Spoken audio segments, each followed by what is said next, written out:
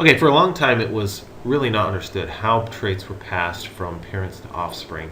It was noticed in nature that offspring did resemble their parents in some way, but were not exact copies of each other. So how exactly those traits were passed was a mystery for a while. Even Darwin himself didn't understand fully how traits were passed, even though he knew that or hypothesized that they were selected against in nature.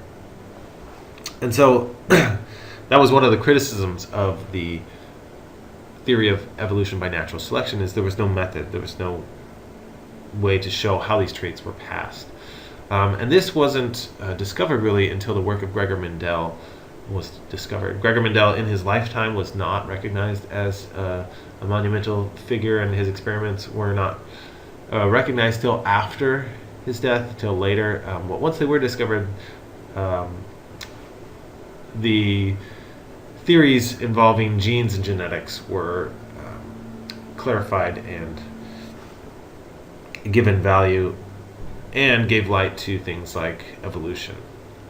So Gregor Mendel, what he did is he used pea plants, and he chose them because he could create hybrids with those. He could take different traits and hybridize those with different plants. There were lots of different varieties of pea plants available, and they are small plants and easy to grow and grow quickly. And finally, they can self-fertilize, meaning you can take the flowers from one plant and fertilize the same flowers on the same plant, or you can cross-fertilize. You can go to a different plants, flowers from different plants to do that. All right, so some terms you need to know. One is true breeding. These are plants, when crossed with each other, they will produce the same offspring no matter what. Okay, so you can have a true breeding purple flower. When you breed it with another purple flower, all the offspring are purple. Or you can do the same thing with a white flower. If you cross it with another white flower, all the offspring are white. Some of the things Mendel did include a monohybrid cross. So this is where you take two true breeding plants and you cross them. So if you have, this is what we have here. This is a true breeding purple flower and a true breeding white flower. When you cross them, what you got was in the F1 generation, the offspring of this true breeding pair, or this monohybrid cross, were not true breeding. And you could test that by looking at the F2 generation. So when you self-fertilize these offspring from the true breeding pairing, matching, they actually had some purple and some white in the F2 generation. So the first monohybrid cross produces the F1 generation. That's from two true breeding parents. Here's your F1. And then to get the F2 generation, you self-fertilize F1 individuals. All right, so Mendel's first experiment, he saw that the F1 plants all resembled only one parent. So you can see that here. Even though this one was true breeding and this one was true breeding, all of them had the same trait. They were all purple in this instance. And he referred to this trait as the dominant trait because it was the one being expressed in the F1 generation. The alternative trait was recessive, so that white flowered plant was recessive. And he didn't find any plants that were intermediate between the two. And one of the theories at the time was that all traits were a combination or a medium between two extreme traits. So if somebody was tall and they mated with somebody who was short, you would have a average height individual. And this is called blended inheritance. And at least for this trait, this was not the case, right? You did not have an intermediate lighter purple. You still had the same trait, the purple trait. And so this disproved that blended inheritance was the only way that things were passed. Some, and we'll talk about this later, some traits actually do play out as a blended inheritance, but most, not all of them, do. So in the F2 generation, so when he self-fertilized the F1s, the offspring resulting from them showed up in a 3-to-1 ratio, 3 dominant per 1 recessive trait. So even though all of the plants were purple, they still were able to produce light-colored offspring. So the traits were expressed in a 3-to-1 ratio. What was actually occurring, or what he hypothesized, is that 2 of these purple plants were not true breeding, meaning they had one of the recessive trait and one of the dominant trait, but the dominant trait overshadowed the recessive trait, and these are called heterozygous individuals. And so what you actually had was a 1 to 2-to-1 ratio, where you had 1/4 of the population that had a true breeding purple plant. You had 2 of the 4 that had both the dominant and recessive trait, but were expressing the dominant trait. And then you had 1 that was true breeding of the recessive trait. So Mendel came up with this 5-element model of how genes were passed. First, parents transmit discrete factors, which they call genes, and each individual receives 1 copy of a gene from each parent. We briefly discussed about this with fertilization in our life cycles. Not all copies of a gene are identical, and an allele then is an alternative form of a gene. So in this instance, we have purple is an allele for color of flowers, white is another allele, but you may also have other alleles in the population, such as red or green, or so on and so forth. A homozygous individual has 2 of the same allele. So our true breeding plants were homozygous for purple or homozygous for white. Heterozygous, hetero means different, are those that had 1 of each. So they had 1 purple gene and 1 white gene, and those were expressed as purple plants. The alleles remained discrete in this instance, so there was no blending. There was no intermediate between the 2, and the presence of the allele did not guarantee expression, right? So recessive alleles, even though they had them, they were hidden by the dominant allele, which was always expressed if it was present. And so we have a genotype, which is the total set of alleles of an individual contains, or if you're just looking at one trait, it's the dominant or recessive gene which it has. And then the phenotype is the physical expression, whether it's a purple flower or a white flower. Okay, so going back, again, we have a homozygous dominant here, a homozygous recessive here. These are the genotypes, the big P and the big P, or the big P and the little b. These are heterozygous in their genotype. The phenotypes would then be purple or white.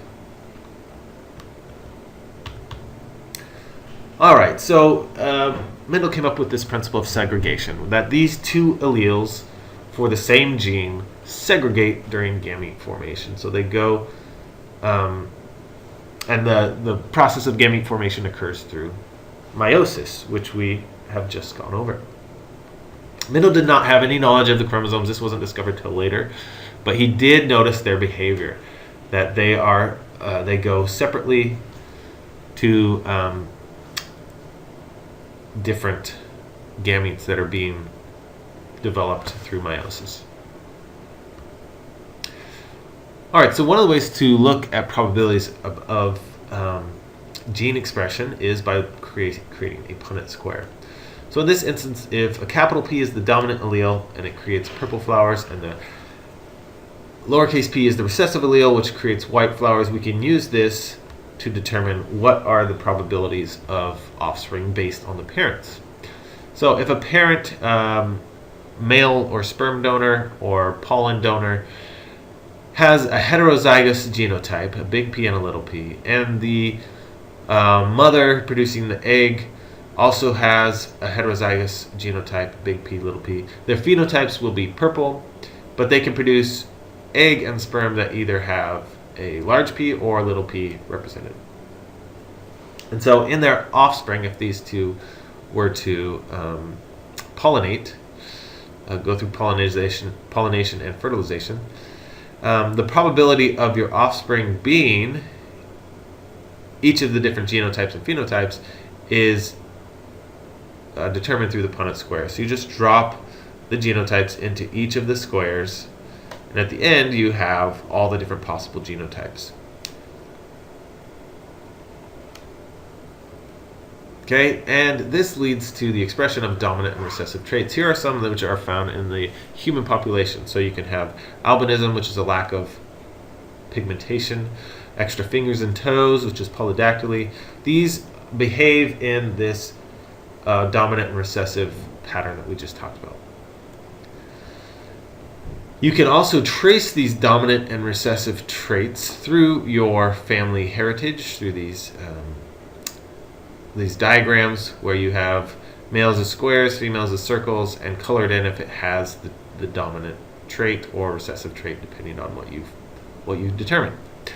A dominant trait only requires one copy to be expressed, and a recessive trait requires two. So we'll go over some of these family trees and how to determine which is which. All right, so the next thing that Mendel did is he looked at two traits. Okay, so a dihybrid cross on a single plant. And so in this trait, we have the texture of the pea plant and the color of the pea plant. You can either be yellow or green, or you can be round and wrinkled. And so what he took is two true braiding plants for the dominant and recessive alleles for both traits. So this one was round and yellow and had the genotype of RR, big R, big R, big Y, big Y. And if you had the recessive genotypes for both, you were green and wrinkled. In the F1 generation, he made then Heterozygous offspring, which expressed the dominant traits of each, which were yellow and round.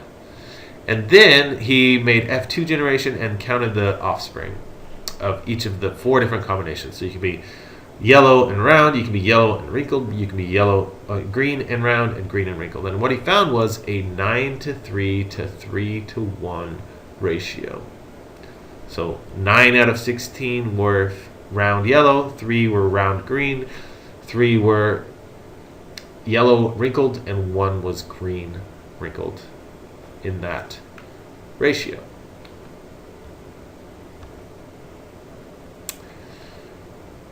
Okay, so from this he determined, well, the only way that would happen is if you have an independent assortment of those traits. Okay, the alleles of each gene assort independently, and we talked about this during meiosis. So you have the shuffling of genes on different chromosomes, and they don't align all the mothers on one side or all the mothers on the other side. Instead, they align randomly, and then they segregate or separate independent of where they came from. And so in meiosis, you get a random assemblage of gametes that have some of the mother's and some of the father's traits. And if those two traits, such as the texture and the color, are on different chromosomes, then they will not be associated with each other and shake out randomly. And that's the principle of independent assortment. So if we want to determine then the probability of two events occurring simultaneously, we can use the rule of addition and add the probability of those two mutually exclusive events through the rule of addition. So an example of this, if you're crossing big P, big little p, and big P, little p plants, so this is a monohybrid cross, the probability of producing a heterozygote is the sum of their individual probabilities. So 1 out of 4 will be big P, little p, or big B, little b, and the other 4 will be little p, big P. So you add those together, so it's 1 out of 2, or half of them, or 2 out of 4 will have that genotype. Another similar, but in different instances, looking at two independent events occurring simultaneously is the product of their individual probabilities. So if you're looking at sex chromosomes, XX is female, XY is male, the probability of obtaining an XY offspring is the probability of obtaining Y from the father, 1 out of 2. Half of it will be X, half will be Y.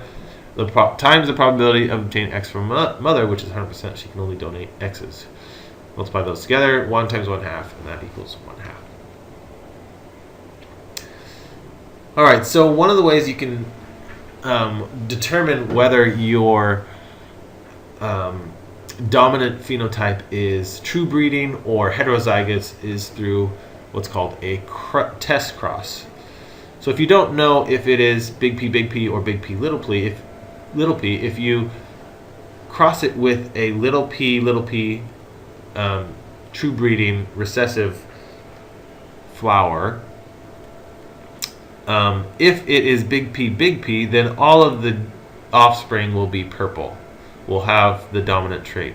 If, however, is big P, then some of the offspring will be white or have the recessive trait. So based on that pairing, you can determine whether you had a true breeding individual or a heterozygote. All right, so Mendel had a very simple and restrictive dominant recessive model where he was able to predict traits. But not all traits follow this. So some traits are more complicated than that. So here are my parents, here are all my siblings, and you can see there are a lot of different traits. We don't just have a dominant and recessive trait for everything. And we've got quite a range of characteristics which came from the same two parents, right? So my parents both have black hair and brown eyes, but I have blue eyes, and my brother has gray eyes, and my sister has red hair. So there are lots of different traits that they don't all fall into this dominant and recessive relationship. In fact, most of them do not. So one example of this is polygenic inheritance, where there are lots of genes which go into the effect of one phenotype. These traits show continuous variation. So an example is human height. If you look at human height, there are lots of different genes which go into the expression. We aren't just all tall or all short, but a range of heights. The same thing is for pigmentation in the skin, so how dark your skin is. That is polygenic inheritance. Another example is pleiotropy, where one gene has more than one effect on different phenotypes. Cystic fibrosis is an example of this. There are lots of different functions which are affected by just this one gene. Other examples are cystic fibrosis and sickle cell anemia, which has lots of effects by one gene, lots of phenotypes from one gene. There may be some, and actually pretty much all traits are affected by more than one allele in the population. So ABO are 3 different alleles for blood types, and you can have any different combination of those. So we have 3 alleles, there aren't just 2 in the population. But each individual can only hold 2. Incomplete dominance. So we talked about blended inheritance before. This is basically what this is, where the offspring are an intermediate between the two. So some traits do actually show this and exhibit this. So if you have a red flower and a white flower in this instance, they create a pink flower. So some of the red is expressed and some of it is not. Codominance is where both are expressed. So this happens in blood types as well. If you have an A and a B genotype, then you can have type AB blood. Epistasis is where one gene affects the expression of another. This was found first in the expression of purple corn. So when they broke it down, they found that there was not a 9:3 to 3:1 ratio, but a 9:7 ratio. So this was different than what was expected. And that is because you had 2 genes which were actually affecting the expression of color. And we'll give another example of this in class, but another example is in labs. So if you have the dominant allele in Labrador dogs, then that will express one of 2 genotypes, either black or yellow. Okay? So basically, the first gene affects the expression of the second. So if you have the dominant allele for the first gene, then you will be black unless you have the recessive form of the second gene. Then you will be yellow. But if you don't have the dominant of the first gene, of the big Bs, then it doesn't matter what the second allele does. You will be brown or chocolate. Okay, so the combination between the two genes gives you different combinations. And now here we have a 9 to 3 to 4 ratio, so a little bit different than 9 to 7 because of how it played out. But all right, so those are things that we'll practice these problems in class. Okay, but there's another half of inheritance patterns which are also very important, and that is looking at sex determination or sex alleles that are affected by sex or are on the X or Y chromosome. So T.H. Morgan was a scientist in 1910 who started doing genetic work on Drosophila melanogaster or fruit flies. What he found was that some traits varied in the population, such as the color of the eyes. So you have white eyes and red eyes, and he discovered that the red eye trait was dominant to the white-eyed trait.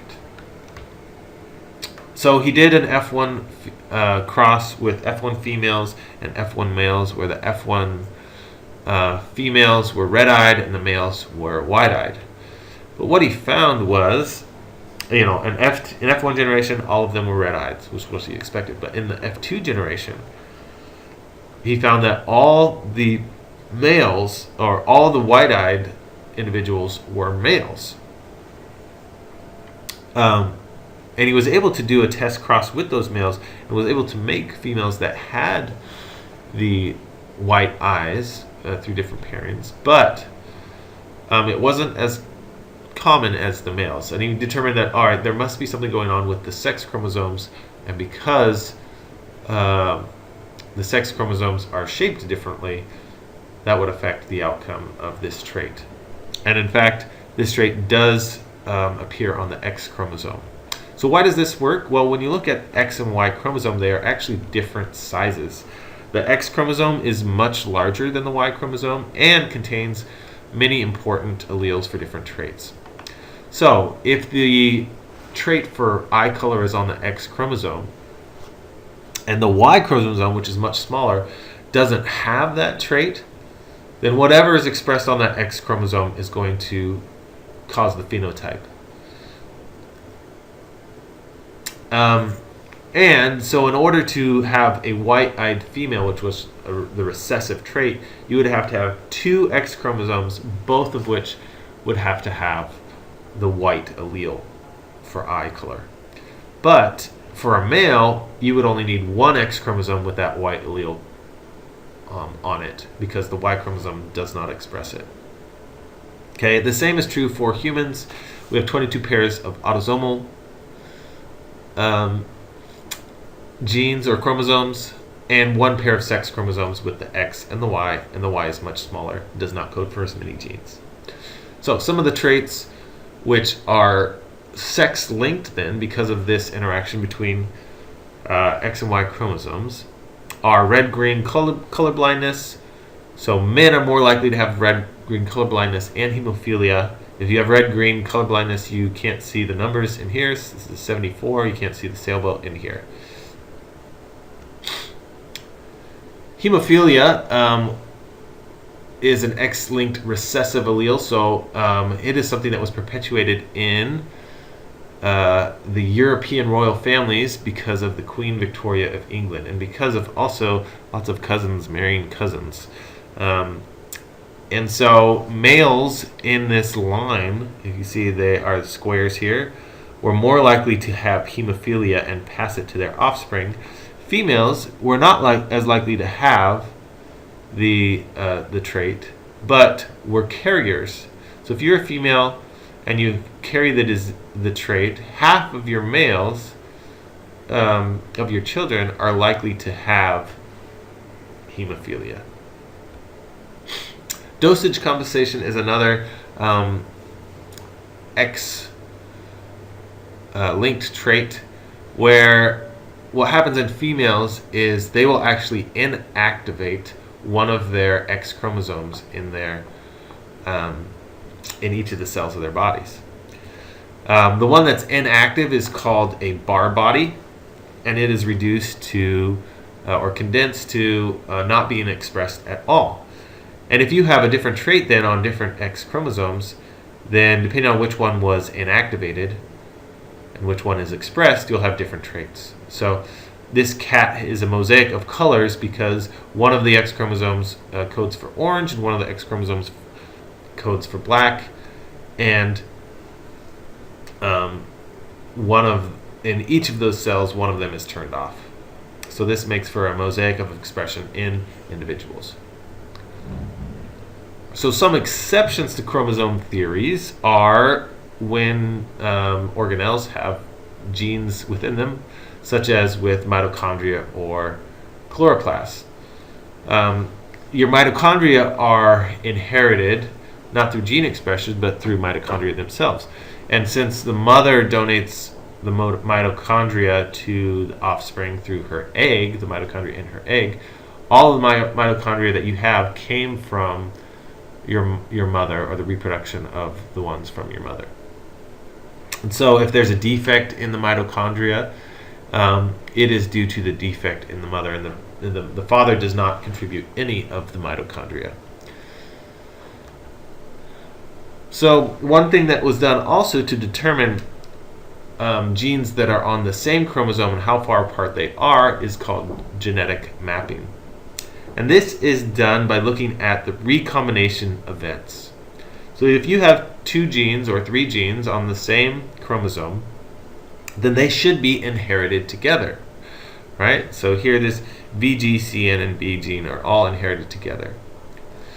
But every now and again, they will not be expressed together because of crossing over events. So as the father and mother's chromosomes line up, sometimes that trait will switch onto the other chromosome, and then they won't be expressed together.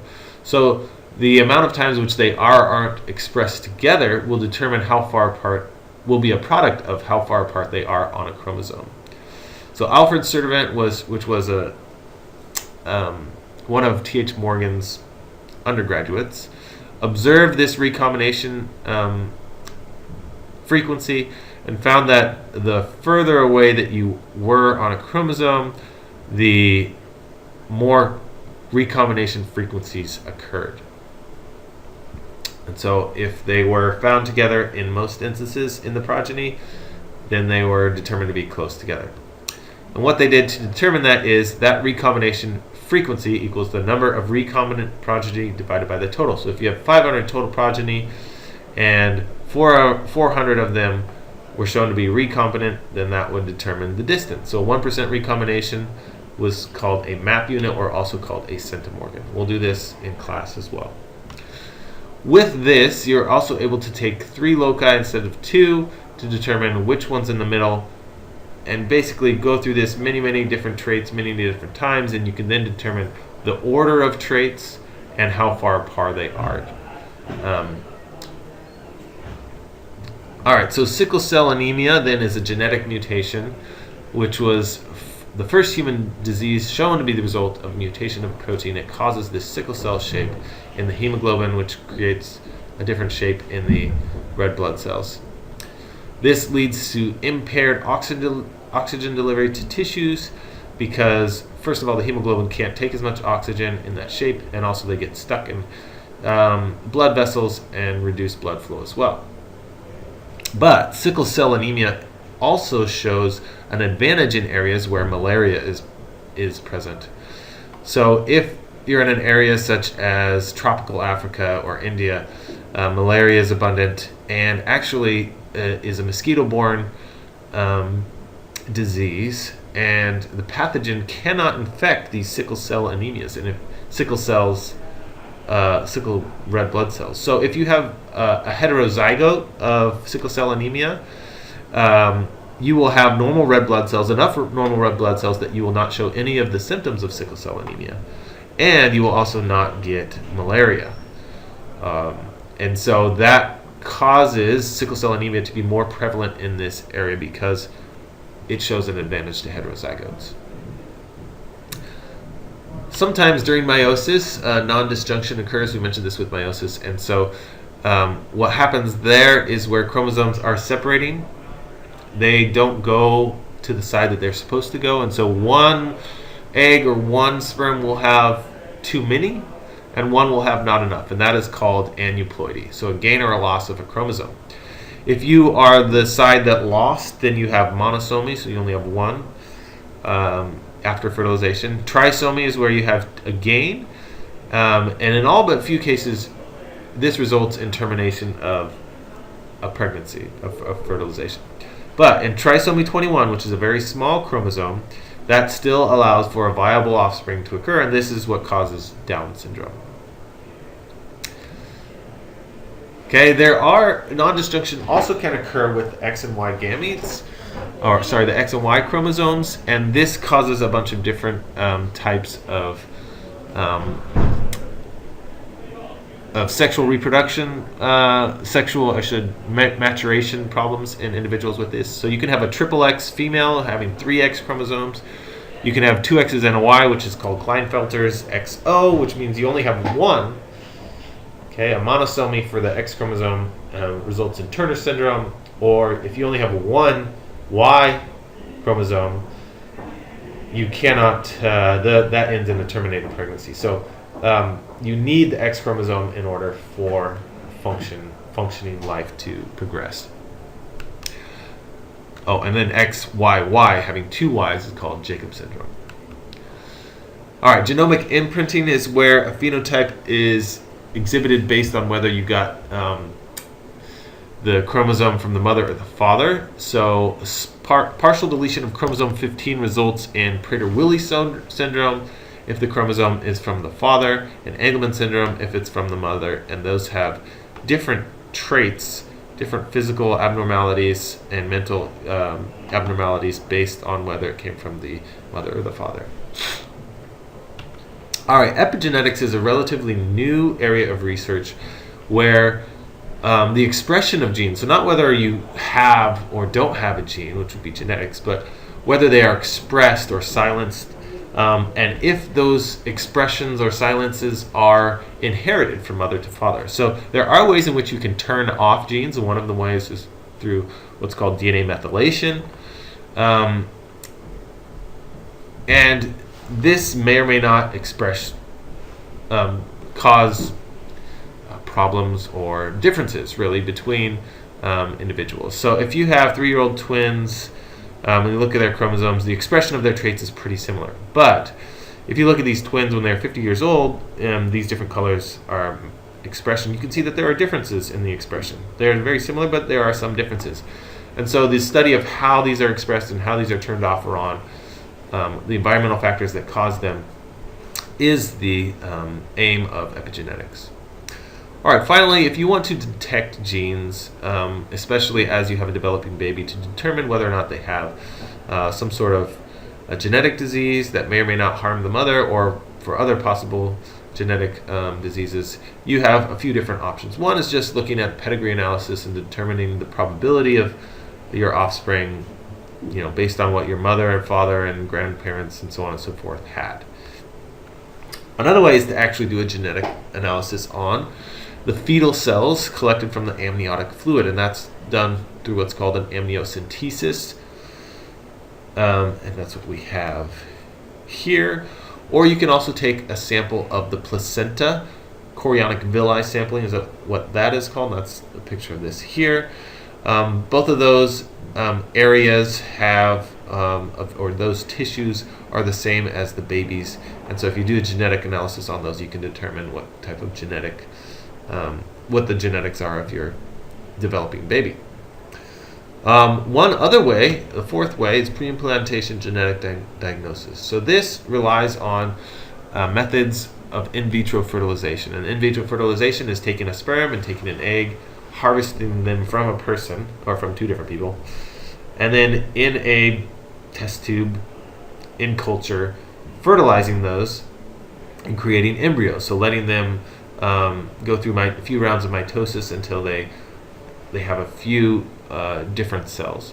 Then what you can do is you can extract one of those cells and do a genetic analysis on that cell. So you can extract the cell without hurting the embryo and still allowing for its development. Now, if you keep track of which cells you took from which embryos, you can determine what are the genetics of those different embryos, and then from there you can determine which of those embryos you want to implant into a uterus to initiate a pregnancy. And so for that way, you can actually screen for genetic diseases and just determine beforehand which ones you would allow to be implanted into your uterus. And we'll talk about whether you think this is ethical or not. All right, and that then is going to sum up our video lecture on genetics.